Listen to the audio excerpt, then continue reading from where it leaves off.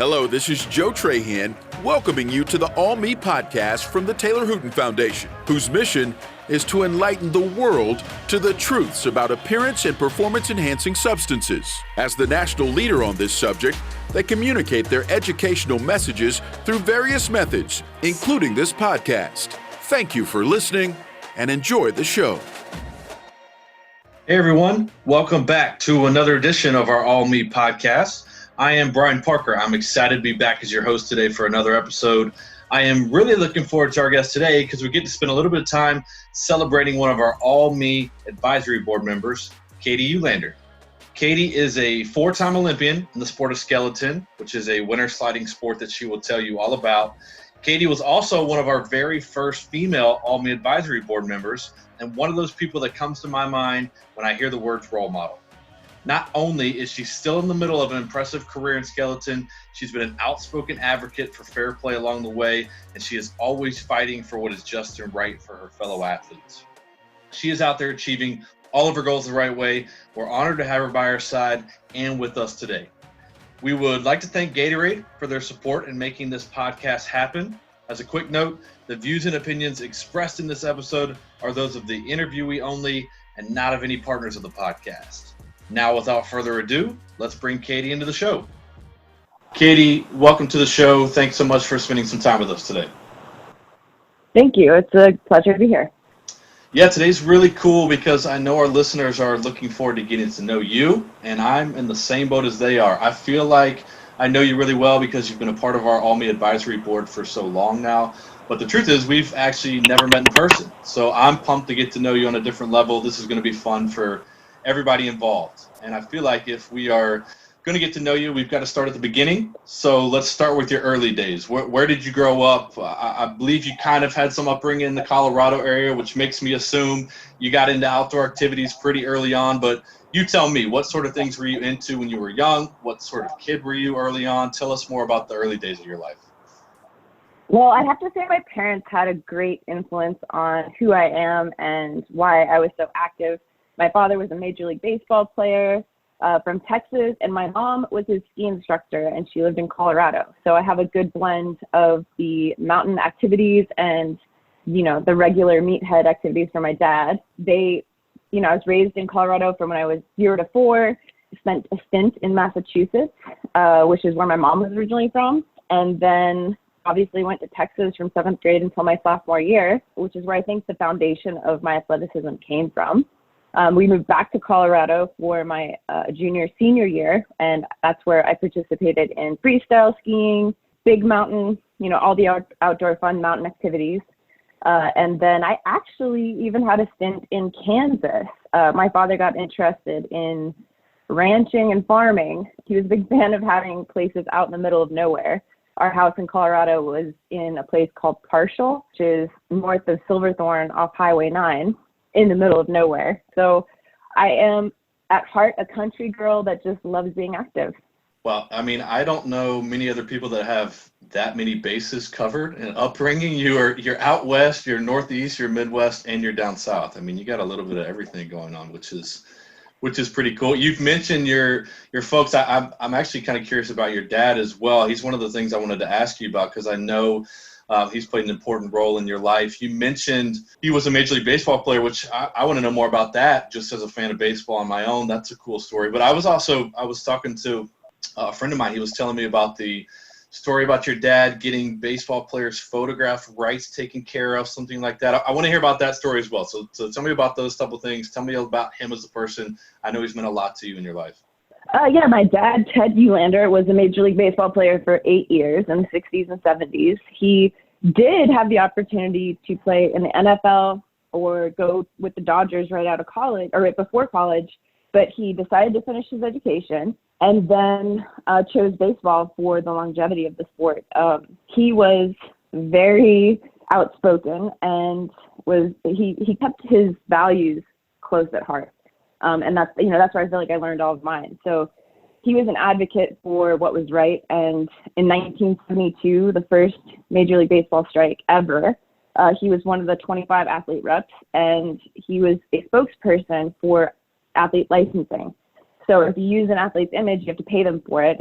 it didn't specifically pertain to just MLB. I think that ended up pertaining to all athletes. So I think we all have, all of us that have been involved in sport could thank them for that. It was a historic point in sport. And I think now, more than ever, I feel like I'm following in his footsteps because I've taken it upon myself to do the same thing and advocate for clean sport as best I can, as well as for athlete rights. In the Olympic arena, it's the need. We are still considered, in some respects, amateur, but the Olympic sports world in itself is very professional.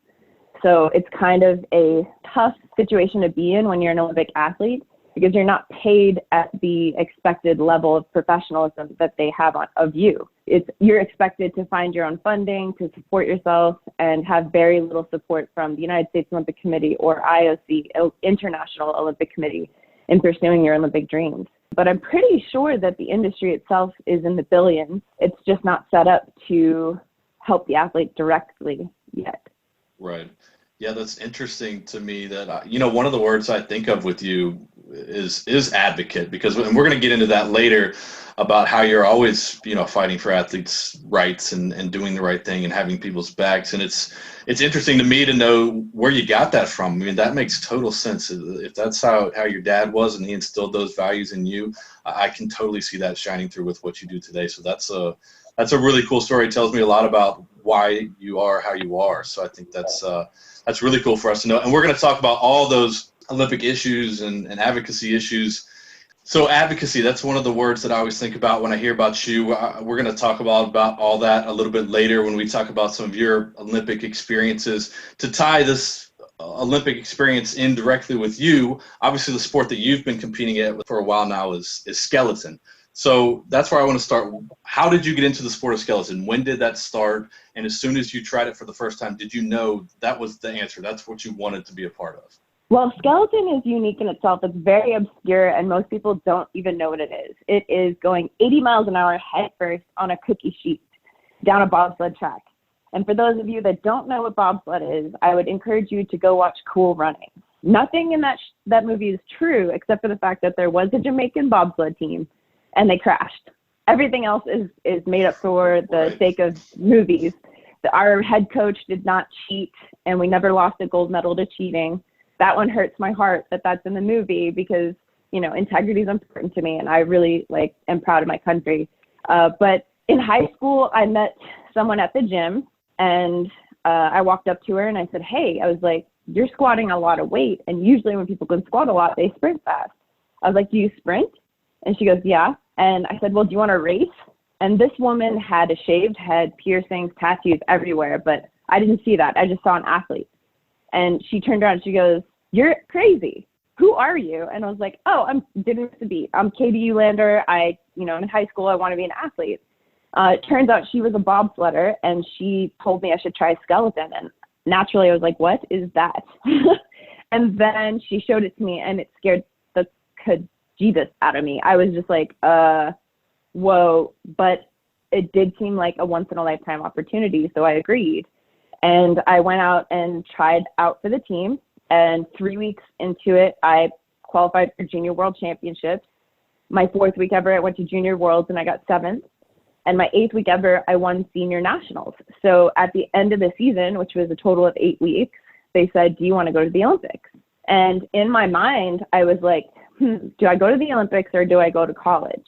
And I chose the Olympics. Right. And I guess the story wrote itself because now I've been to 4 and I'm still trying to get my college degree. Right. I mean, everybody has their own path. I think that's incredible. I mean, it's amazing how quickly it went from trying it to what is this? This looks scary to I'm at the Olympics. I'm curious more about the sport itself because I've watched skeleton on TV and kind of like you said, I mean, just watching it on TV looks crazy how fast you guys are going, but there has to be more to it. Like, what are the keys to being successful in the sport of skeleton? It's not just getting a running start, jumping, going as fast as I can. There has to be nuances to it, right? So what's the strategy in place? How do you perform well as a skeleton racer? Well, that's where I feel blessed to have such a good combination in my parents. My mom being like a mountain person, kind of a hippie, free spirit and all about Zen. And then my father being the classic athlete, baseball, where it focuses more on your power and your ability to run fast and hit the ball. It's a combination of the two in skeleton. So you sprint and you push as hard as you can. The start, I would assume, this is just a number I'm throwing out there, like Trump, I think it's like 75%. And then the driving is 25%, but it's still just as important. So when you load onto the sled, you have to be zen. You have to be so mellow and essentially be able to absorb relaxed chaos. You know, things are going so fast around you, 80 miles an hour, and the more relaxed you are, the faster you'll go. The lines are important, but it's not as important as being relaxed, because you want to maintain momentum. And the more tight and the more you fight the speed, it will inhibit your speed. So you really want to be uninhibited and be able to just kind of take what comes and flow with it. You want to dance down the track and ensure that you're building momentum. And sometimes building momentum doesn't look all that pretty. But if you can hit the least amount, not skid, and have fun, then you're probably going to go fast. Right. They always say that sports is majority mental. I think you just said it right there, right? I mean, you have to have the physical ability, like you said, for the start and be able to do it. But if you don't have the right mindset and you can't, like you said, get zen in the middle of a race, then who knows where it's going to take you, right? So I think that's why it's so important to believe in yourself. And I think that has, 90% of your ability is tapping into your mental abilities. Sure. Because when you get to the elite level, everyone's talented. And the belief in yourself is really important. Baseball in itself was a great sport to utilize to build that belief, because every time a batter steps into the box, they're against the odds. A good hitter hits 1 out of 3 times. Right. So when you step into the batter's box, odds are against you. And you can't focus on whether you're going to hit the ball or you're going to strike out. You have to focus on the task at hand. My father had a great story that helped me, because when I was going to Junior Worlds, I started to freak out. I was like, I'm going to compete with Tristan Gale, the Olympic gold medalist, America's Cup champion, European champions. And I've been on a sled 3 weeks. I was like, right. What am I doing here? I was like, I don't really feel like I deserve it. And my dad said that was nonsense. He said, my first at-bat in Yankee Stadium with 60,000 fans and Mickey Mantle in the outfield, he couldn't stop shaking, and he kept stepping out of the batter's box, back in, back out, until he realized that the legends before him had to take the same steps he was up to the plate. That the journey is what matters, not how long it took you to get there. And once you step into the batter's box, you're all facing the same situation: hit the ball. Yeah. And to have someone be able to put it in terms like that and make it real like that, that mental aspect is huge. I imagine that's a huge help to have someone in your corner that's helped you out and get you in the proper mindset. And that leads me into my next question, and that's 2006. All right. So I want you to put me in your shoes back in 2006. You show up in Torino at your first Olympics. What is that experience like? What is going through your head on that first race day? I assume we could say the word surreal. That sounds cliche, but it had to feel that way a little bit, right? Oh, most definitely. I was 21. I'd only been doing the sport about 2.5 years, and I was at the Olympic Games, and I had no idea how small I was in comparison to the world.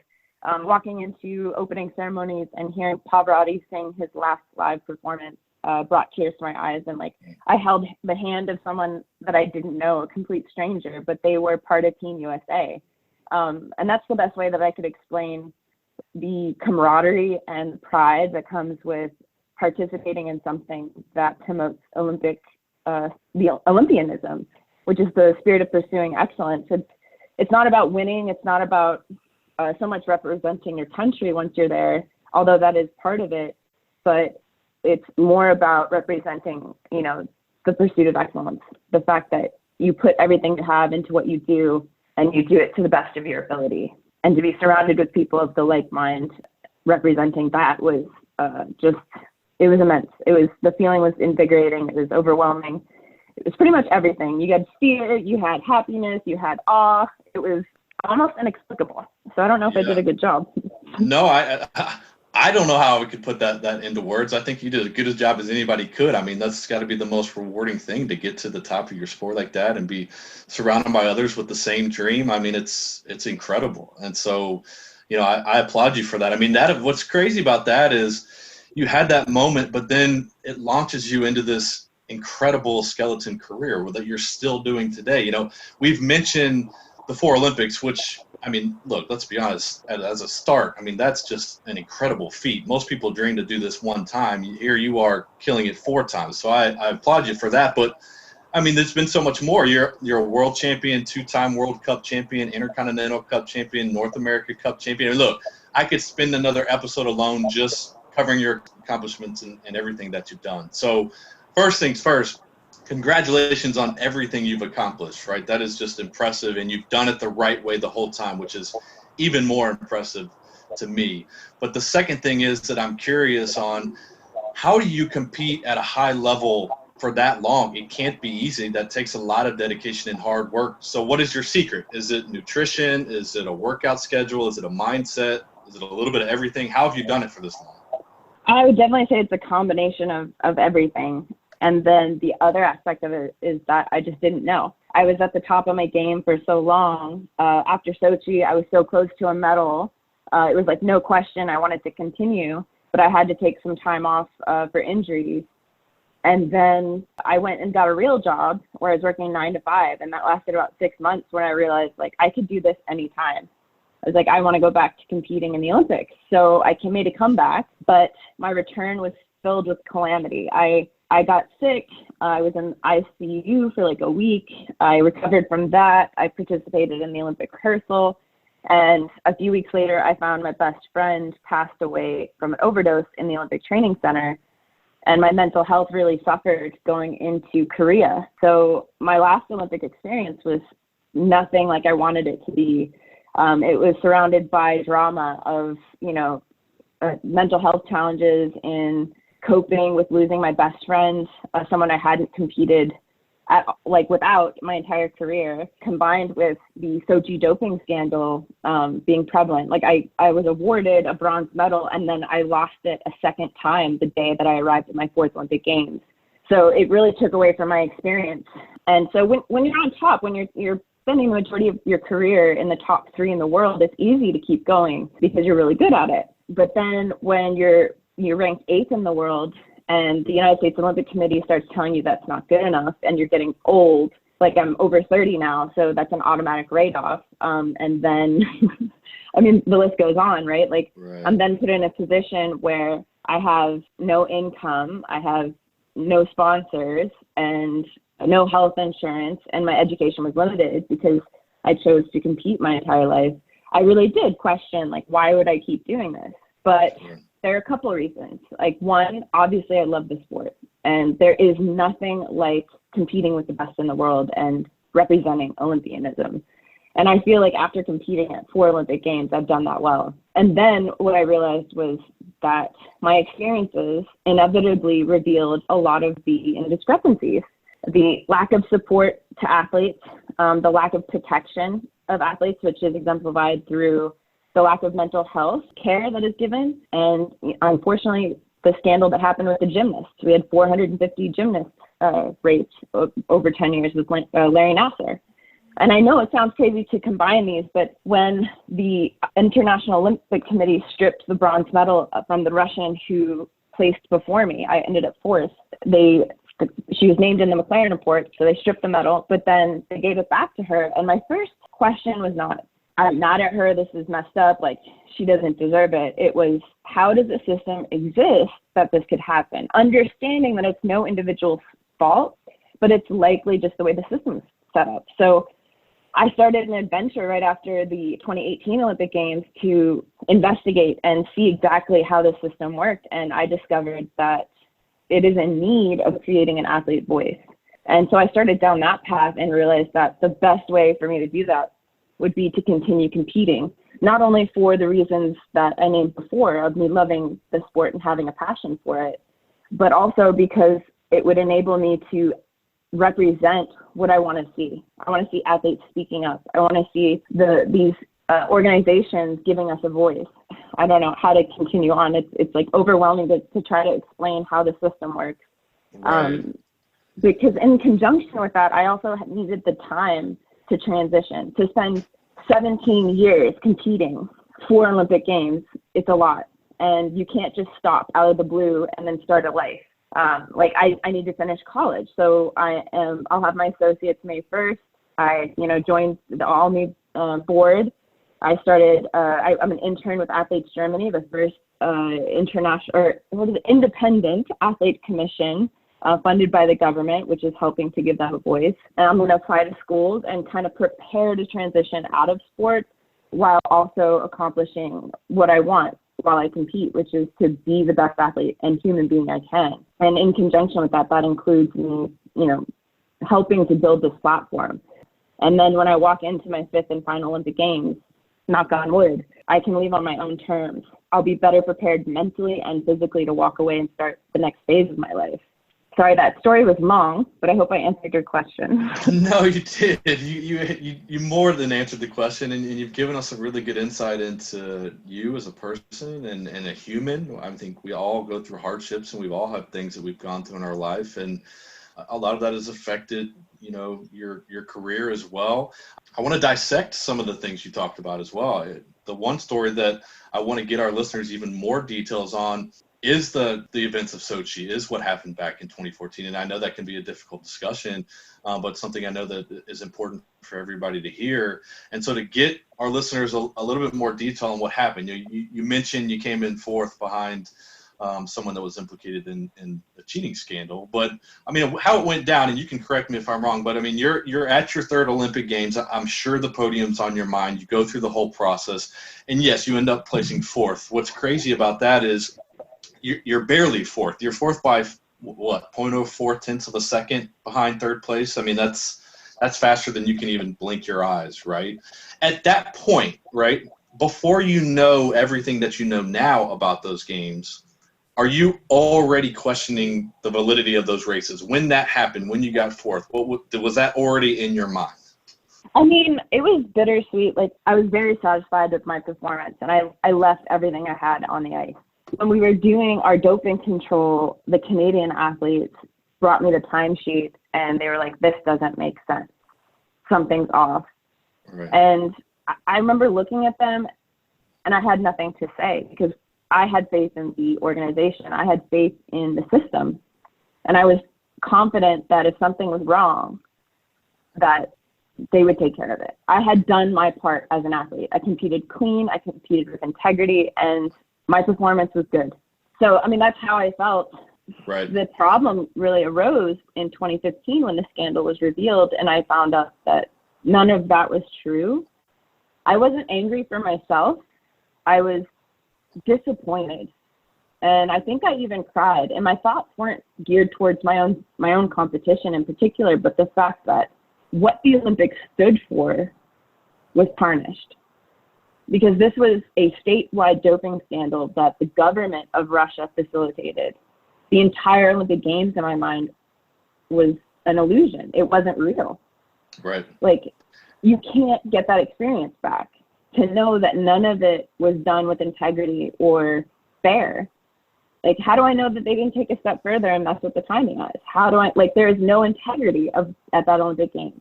And Sure. so, yeah, that's the reason why I ask about the validity of it. And just to give our listeners more details on what we're talking about, it was a little while after those Olympics that, the McLaren report came out. And for our listeners, I'll place a link to that report in the show notes just so you can read more about it. But like you're talking about, it described Russia's state-sponsored doping program, and this is, one of the most extensive doping programs in history. If you've ever even seen the documentary Icarus, it'll give you a tip of the iceberg on what this was. But we're talking about swapping out tainted samples, destroying evidence. This thing ran deep. It ran all the way to the top, right?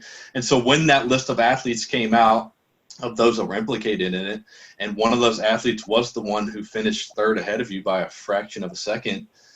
I'm speaking from my point of view. How do you not get angry? If it's me, that's probably where my initial thoughts go, right? So for you to say that wasn't initial reaction, explain to me how it wasn't. How was that roller coaster of emotions different from you? It's really hard. The whole time I had faith in the system. I thought it would work itself out. And when they stripped her of bronze, and I was told I was being awarded the bronze medal, I think there was a headline that came out, and it said, sometimes the good guy does win. And it kind of restored my faith in the system. But when I got to the Olympic Games, I was still doing interviews, and people were like, how does it feel to be a bronze medalist at the Olympic Games? And I would just burst into tears and be like, you haven't heard. And I had a meeting with Thomas Bach, a bunch of athletes did, and he told me personally, he's like, we're going to get your medal back. Well, fast forward to the meeting with Athletes Germany and Thomas Bach, he admitted that there was going to be no effort put into getting a medal put back or getting the results adjusted to where they should be for any athlete. And their reasoning for it was that they wanted to protect the rights of the individual athlete, and they couldn't prove that the athletes who participated in statewide doping were aware that they were taking drugs or that their samples were taken away and destroyed and replaced with clean ones. And I said, I totally get that. I understand that those athletes may not have known, but you're now setting no parameters for which the state can treat the athlete. So no, the state can force the athlete to take potentially harmful drugs, risk their life, and you're still rewarding them. What's going to happen in 10 years when those athletes are having health problems, when they can't have kids, and God forbid some of them pass away from health complications? They're going to turn to you and say, why didn't you do anything? Right. And that's when this big push for athlete rights came about. And they were going to create the Declaration of Athlete Rights and Responsibilities. But from what I'm finding out, there's no way for them to enforce the rights of athletes, only the responsibilities. There is a huge lack in the system for athlete rights. There's nowhere for athletes to go when their NGB or their NOC. NGB is the national governing body, and the NOC is the National Olympic Committee. So for us, that's the USOPC, and for Russia, that's the Russian Olympic Committee. There's no place for us to go if we're being mistreated. For the gymnasts, they had nowhere to go to ask for help while they were being raped. And the same case with the Russian athletes. They had no choice in my mind, which is why I don't blame them. If they didn't do what their governing body and NOC requested of them, then they had no career and the options were limited on what they could do otherwise. And I mean, this is serious. I mean, in that statewide doping scandal, what makes it different? It's different when an individual decides to cheat and knows the consequences.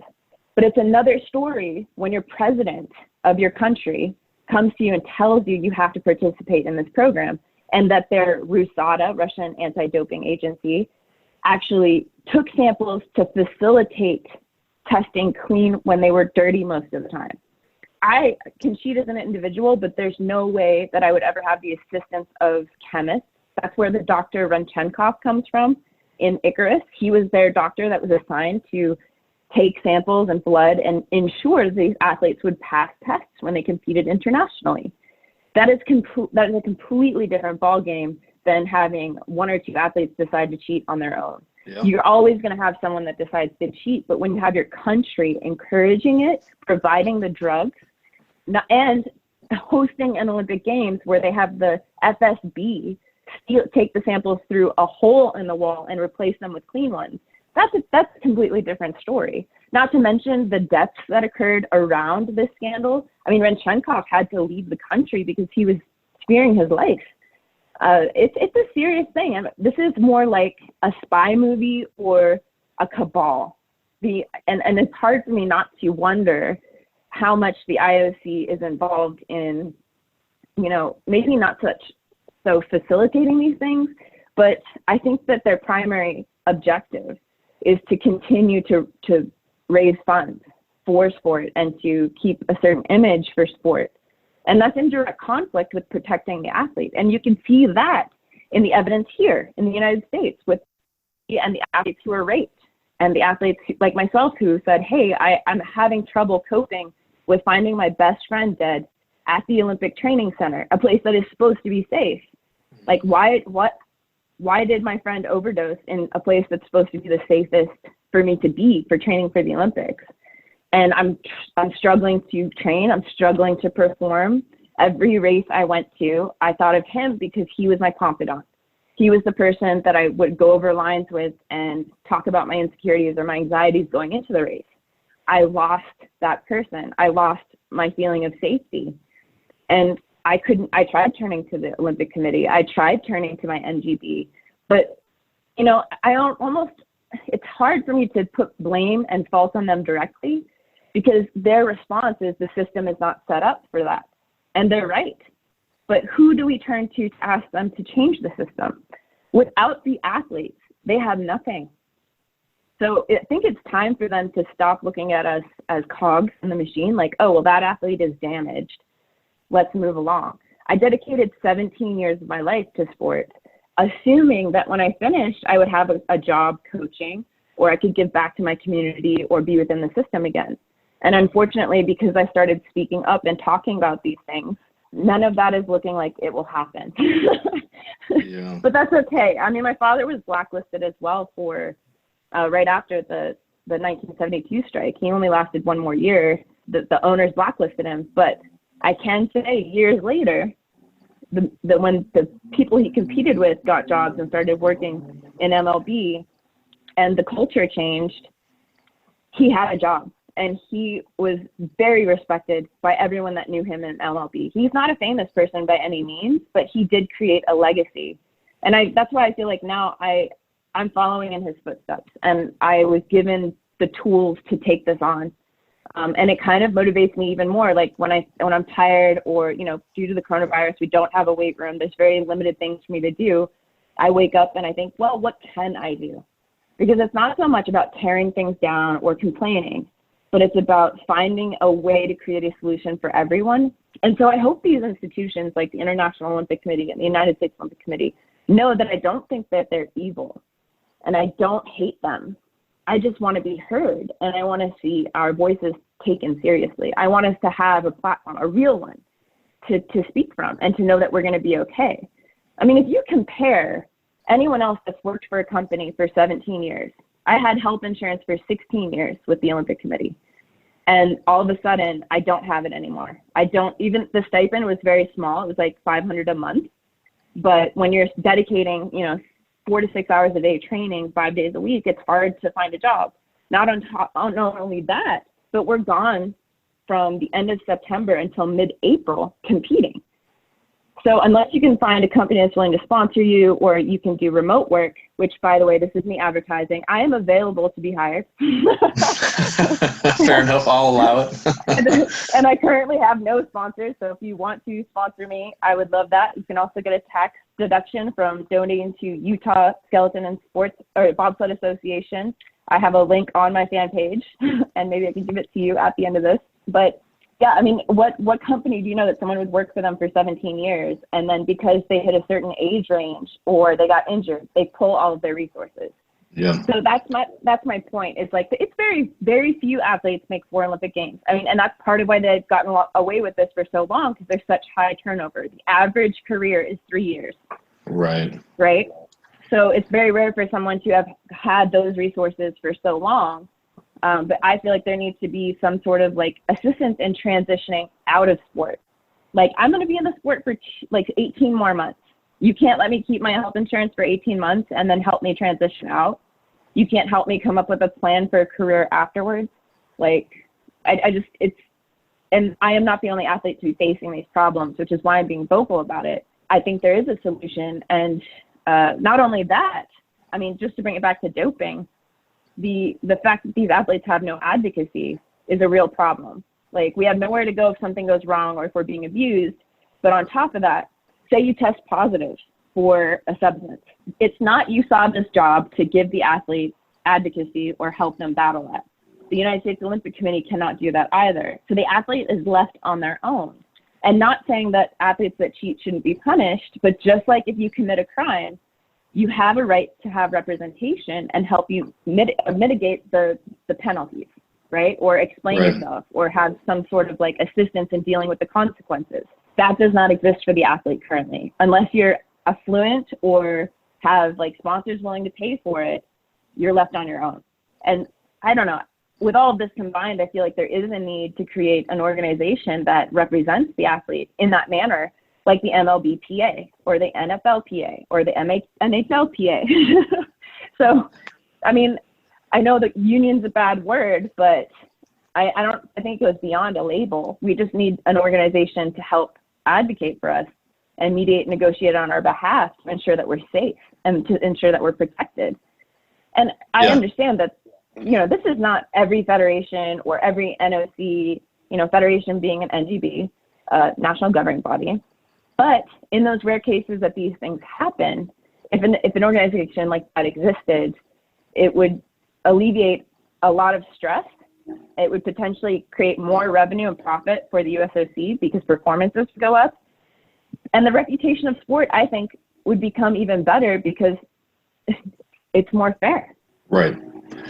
Yeah, and look, I think reform is needed. That's been clear to me for a while, and you'd be the kind of person that I would want on my team because you believe in that and you have the athletes' backs and everything you're talking about it. That's who you're looking out for, and I think you had a path to choose with everything that happened, and you could have easily gone down anger and resentment, and those were options, but instead you chose to speak out and be an advocate for fair play and all the issues that you're talking about. So I guess my question is, I agree that we need some sort of organization in place. We need to start these kind of processes. How do we do it? I know how you're doing it, but what do you think? What else can be done? Is it going to take more athletes like you speaking up? I mean, how do we spark this positive change to really get things in motion? There is a website you can go to. It is usopu.info. It's for athletes, survivors, and supporters of Olympic sport. We have a bill on the floor, Bill 2330. It's the Empowering Olympic and Amateur Athletes Act of 2019. The committee overseeing the systems and processes of the United States Olympic Committee has put this bill on the floor. And the goal is to amend the Stevens Act, which is the Amateur Sports Act, to include in the Olympic Charter that there is an athlete commission created that would be this specific organization. It would then be mandated by the government that the United States Olympic Committee have this organization to represent the athlete and define athlete rights. So right now, what you could do is go to that website, pass the Senate Bill 2330, Empowering Olympic and Amateur Athletes Act of 2019. It is a historic process, and we're going to modernize and rewrite the 1978 Amateur Sports Act. The governance of the United States Olympic and Paralympic Committee will have to include independent oversight, which is going to be huge. You can sign for your support on the website. There's information on the bipartisan lawmakers involved, which are Senator Moran, who chairs the committee of the commission overseeing the systems and processes of the United States Olympic Committee. He's a senator for Kansas. You have Senator Blumenthal of Connecticut and Gardner of Colorado, as well as DeGette, who is from Colorado. There's a letter to Congress on here and a lot of information on why it's important. The vote is pending, but we're hoping it goes through soon, and this will be a historic and amazing way forward. Yeah, well, if you want to know how we make a difference, I mean, it sounds like there's where we start right there, and we'll put a note of the website and the link in the notes for everybody that's listening.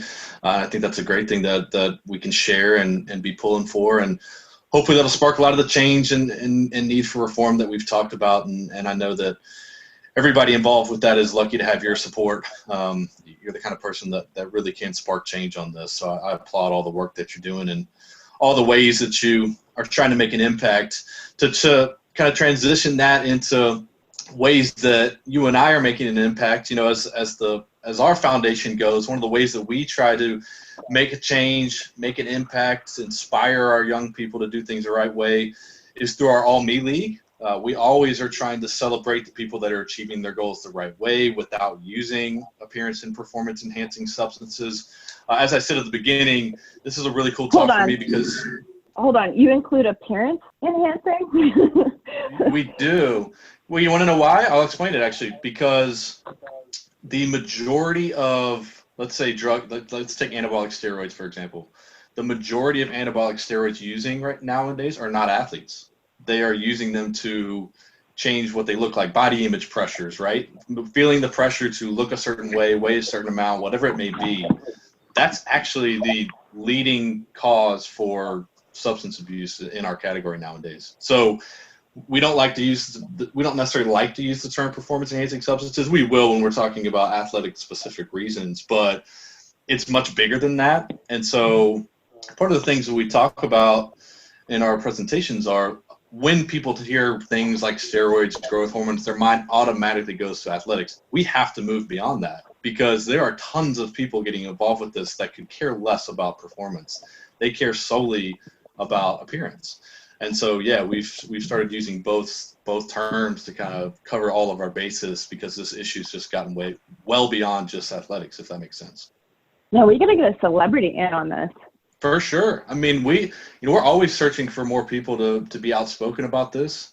It doesn't matter what their backgrounds are. In fact, when schools talk to us and they're like, hey, I'll set you up with my AD. I'm like, I don't want to talk to just your athletes. I want to talk to your entire school. This isn't just because someone is playing football or whatever. That's not the only reason they're tempted by this. People are tempted by this because of social media, because of TV, because of magazines, because of all these things that they're looking at and seeing and saying, oh my gosh, that's what I'm supposed to be.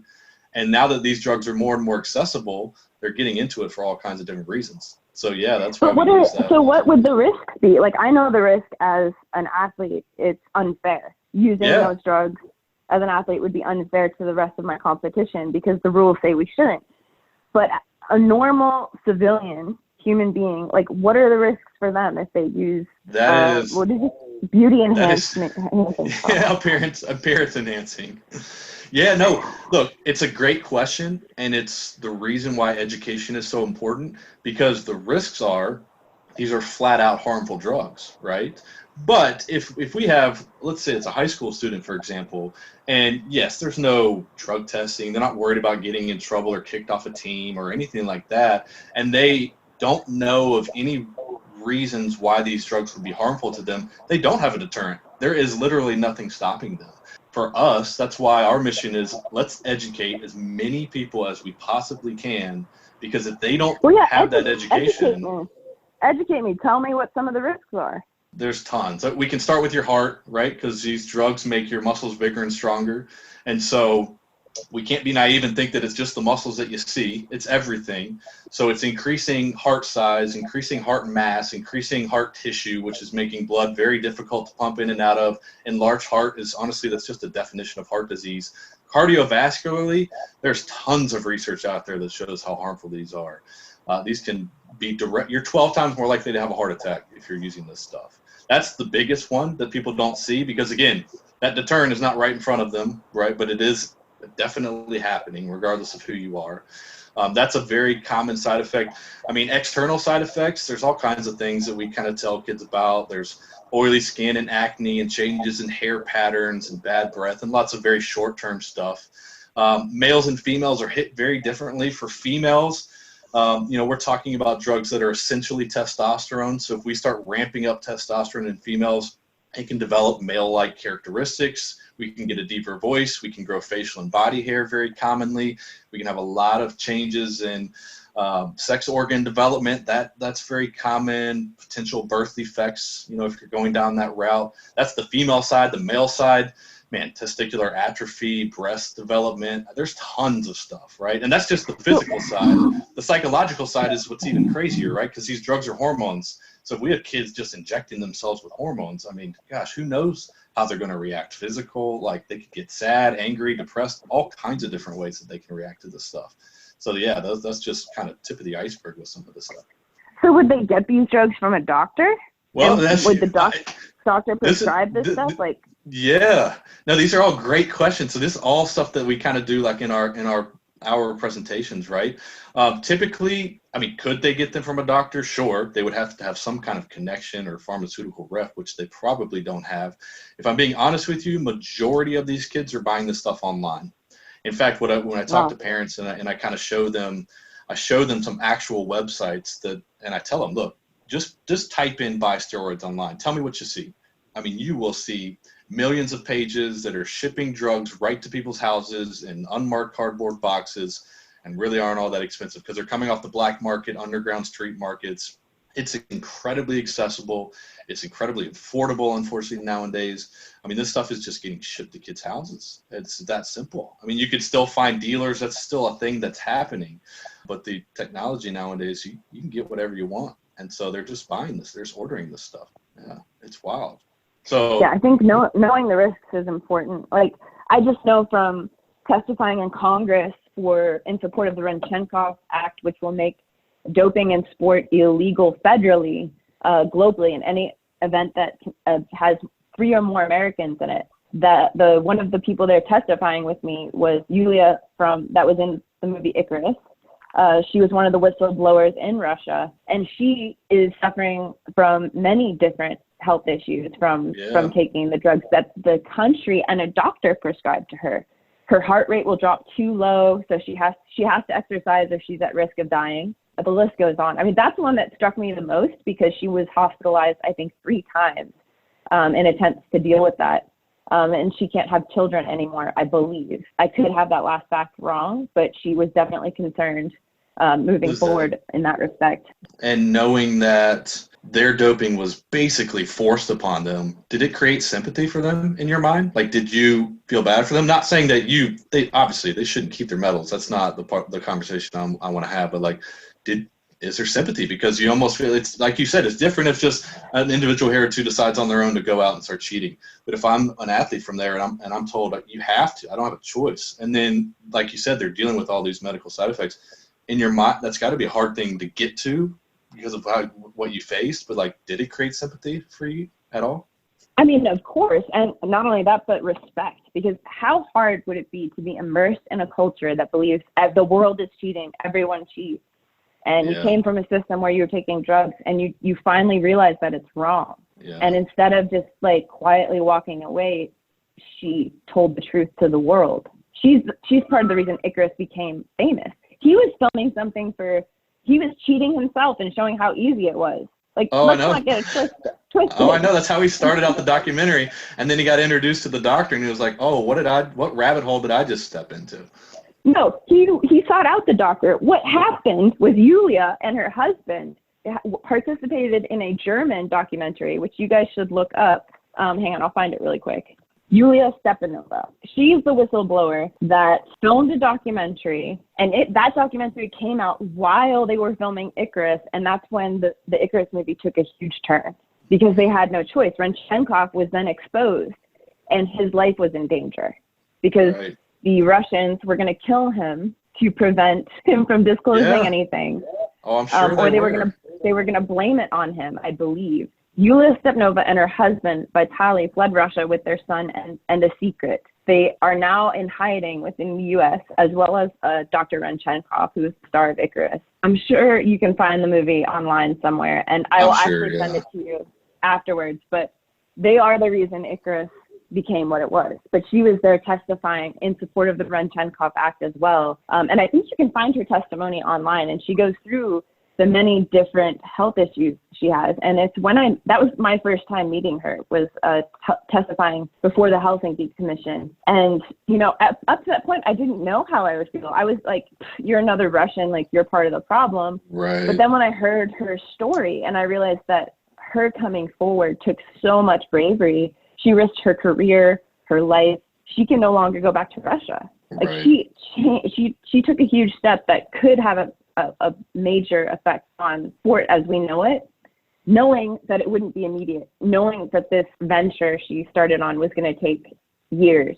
And she might not even live to see the time when these major changes are made. I may not live to see the time when these major changes are made. It made me think of people in the past, like Tommy Smith and John Carlos, standing on the podium with their fists held high for Black rights, taking a civil rights movement and letting everyone see it. Where is the best place to start to make social change? Sport. Because sport brings everyone together. Doesn't matter your religion, your race, your crosses country, all your boundaries. Right. I think there is, the man that was behind the Olympic Human Rights Project is Dr. Harry Edwards. He was the one that started that movement and helped Tommy Smith and John Carlos through all of that. He was actually investigated by the FBI, got death threats. And I mean, this is just for simply having dark skin. I mean, which is mind blowing in 2018, right? Yeah. He was kicked out of his school, but now he is a professor at Berkeley and created the study of sociology of sport. And I spoke with him actually, and he's the one that really helped me see that this is not a fight you can win. Anytime you're looking at social change or you're looking at doing the right thing, don't expect to win and don't expect to be in the majority. Because when you're facing social change, it has to start somewhere. And the idea has to become contagious. And the only way you can do that is by holding yourself to the values you see the most important, which means if I was going to go out and point the finger and talk mess on all of these institutions and people, how much better does that make me? And that brings me to a point I want to get across. I value the United States Olympic Committee. I value the International Olympic Committee. I value Olympic sport. But that's all the more reason I'm speaking.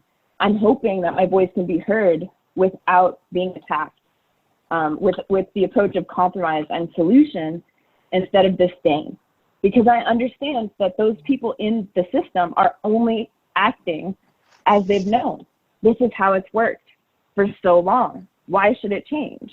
And convincing people of that change takes time and takes a lot of conversations.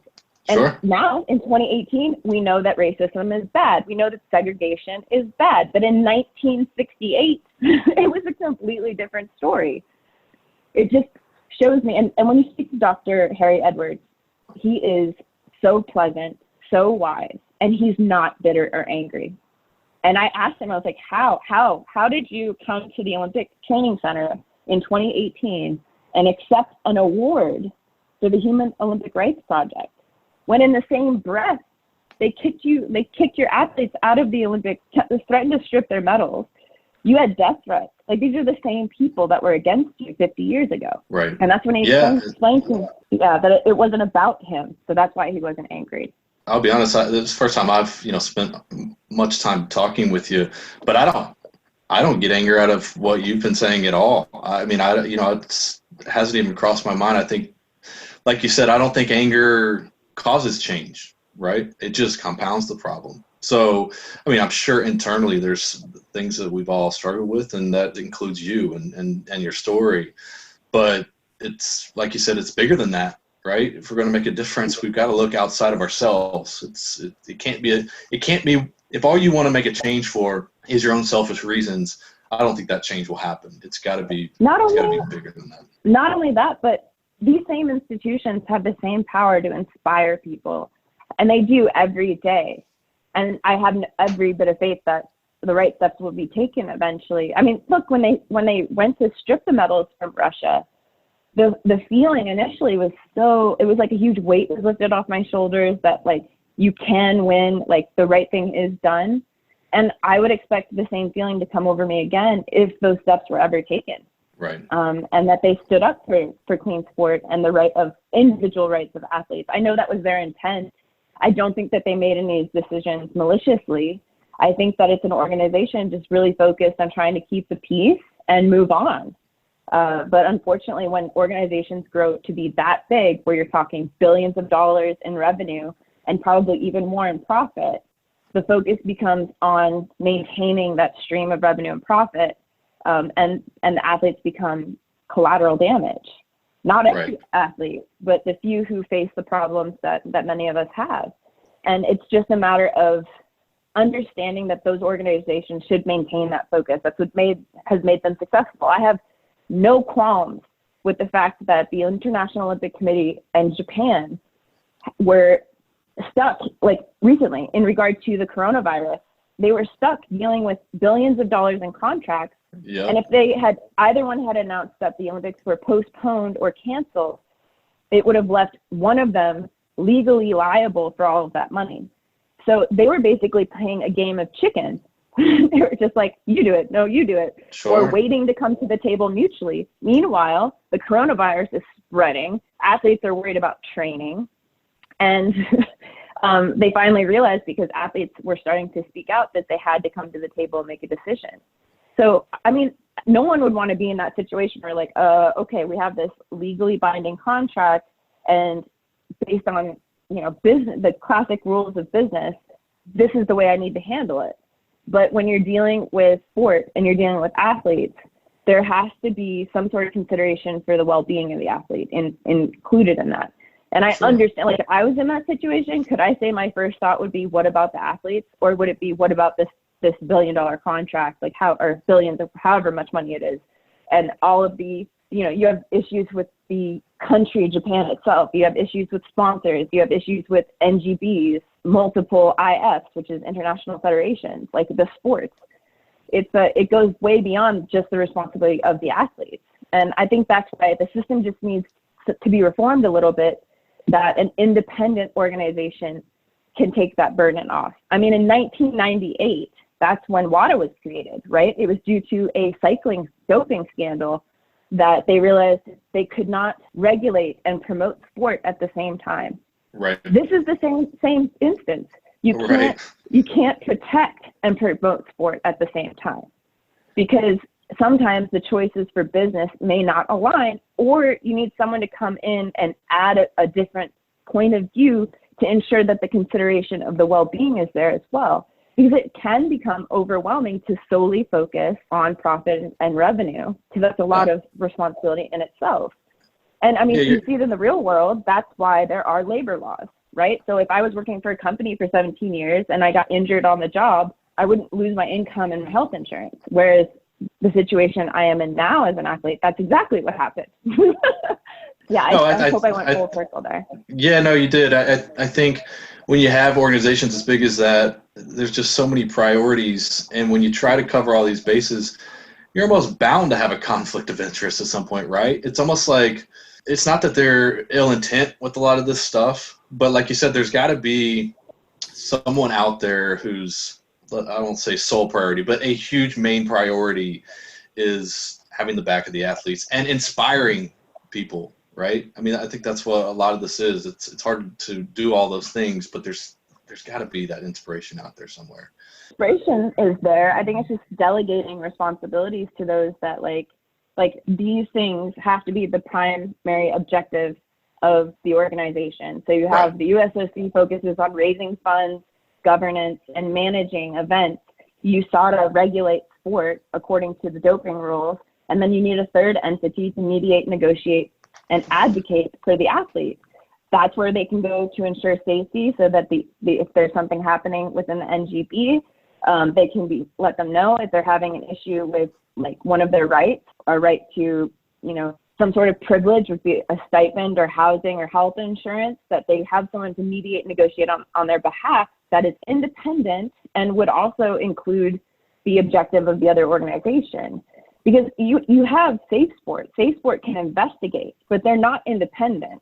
And they have a lot of faults in that when they investigate, their conclusion is then brought back to the United States Olympic Committee and they make recommendations. The Safe Sport itself has no power.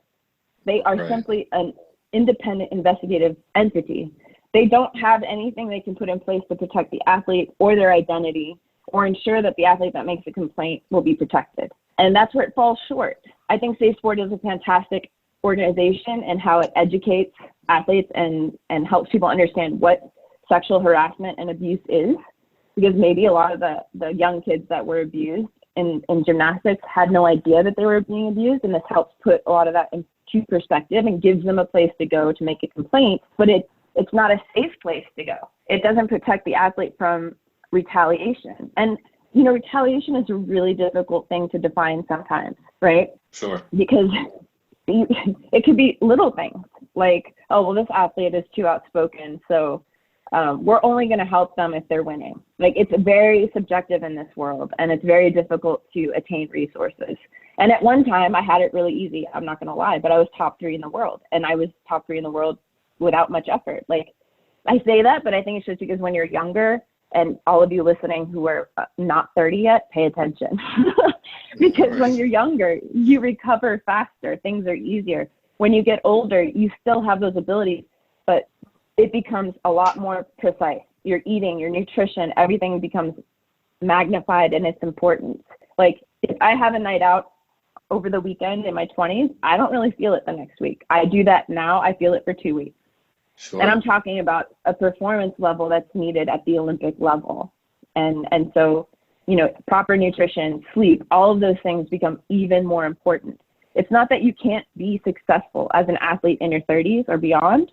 It's that it is 10 times harder. That's what's even more impressive to me about you is, you've adapted, you've stayed in this, you're still competing at the top of your game. I mean, it's inspiring. That's why when you came on board and you were part of our All Me League, I mean, we were thrilled, right? Because I mean, you're the exact kind of person that is an inspiration, that is a role model. You've been doing this for years. You're one of the first female members to come on board, which for us, that's huge. Inspiring young female athletes to achieve their dreams the right way. So, I mean, I'm honestly, first, thank you for being a part of that team. It means a lot to us, that you're involved. But I just know, being out on the road and talking with people and showing people who the All Me League and what it's all about, I know what it means to them as well, someone that they can look up to. So we appreciate that you're a part of that. And just to ask you about it, what that means to you, why was the All Me League something that you wanted to be a part of? I mean, what does All Me mean to you when you hear that phrase? All Me means to me is that it's real. I'm real. What I've done is real. And I did it without anything synthetic. That means without the help of fake people or without the help of performance enhancing or synthetic drugs. I'm an all natural rancher and an all natural athlete. So I really thank you guys for having me on the show. And don't forget to sign up and give support to Bill S2330, which will help us attain an independent organization, and check out the Utah Skeleton Bobsled Association as well as the All Me website. You have been All Me this whole time. You're going to be All Me all the way through the 2022 Olympics. We'll be pulling for you the whole way.